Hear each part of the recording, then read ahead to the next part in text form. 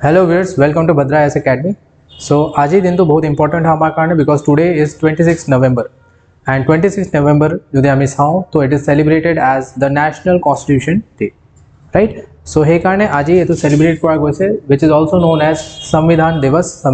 আমি যদি হিন্দীত কওঁ and this year আমি celebrate কৰিছো 76th Constitutional Day, right? So 76th Constitutional Day আমি celebrate কৰিছো because on 26 November 1949 আমি এই কনস্টিটিউশনটো কি কৰিছিল বা কনস্টিটুয়েন্ট এসেম্বলিয়ে কি কৰিছিল এই কনস্টিটিউশনটো এডপ্ট কৰিছিল আৰু ইনেক্ট কৰিছিল so therefore we celebrate it as National Constitution Day,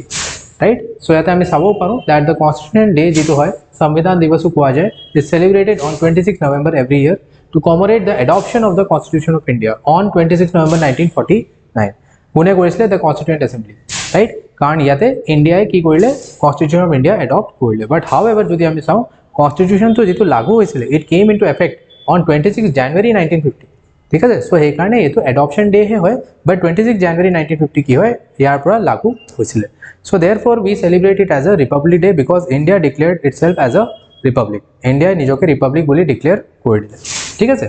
ইয়াৰ পিছত যদি আমি চাওঁ তো Ministry of Social Justice and Empowerment 19th November 2015 to notification দিলে আৰু হেতু notification হেতু কোৱা গল যে গভৰ্নমেন্ট অফ ইন্ডিয়া আজি পৰা 26 November as a constitution day celebrate কৰা যাব সো এটো আৰম্ভণি কেতিয়া পৰা হল from 19th November 2015 under the notification of Ministry of Social Justice and Empowerment, right? So again ইয়াতে আমি চাওঁ the great Dr. B.R. Ambedkar যোন আছিল the chief chairman of the drafting committee তেখেতে main architect আছিল of the Constitution of India, right? অলপমান আৰু insight যদি আমি চাওঁ সো ইয়াতে ফাৰ্স্ট মিটিং যেটো কনস্টিটিউয়েন্ট অ্যাসেম্বলি হৈছিল কাৰণ কনস্টিটিউয়েন্ট অ্যাসেম্বলিয়ে কনস্টিটিউশন বনাই আছিল 9th December 1946 ত ফাৰ্স্ট মিটিং হেল্ড কৰিছিল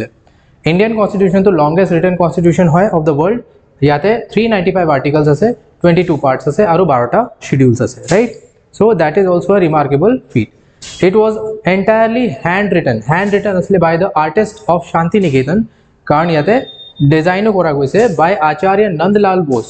and calligraphy কোনে কৰিছে লিখিছিলে কোনে প্ৰেম Bihari Narayan ৰায়জাদা in Delhi, right? So he দুইটাই hand written ইয়াতে আমি চাব পাৰো that the original copies of the constitution is kept in the special helium filled cases ইয়াতে helium gas ভৰোৱা গৈছে so that কাগজ বিলাক বেয়া হৈ না যাওক so it is kept here in the library of the Parliament of India and finally যদি আমি চাওঁ so constitution যেটো ultimate custodian হয় that is the people of India মানে আমিয়ে constitutional custodian হয় so we have to follow the philosophies of the constitution and protect the ideals of the constitution. So once again a very happy Constitution Day to you,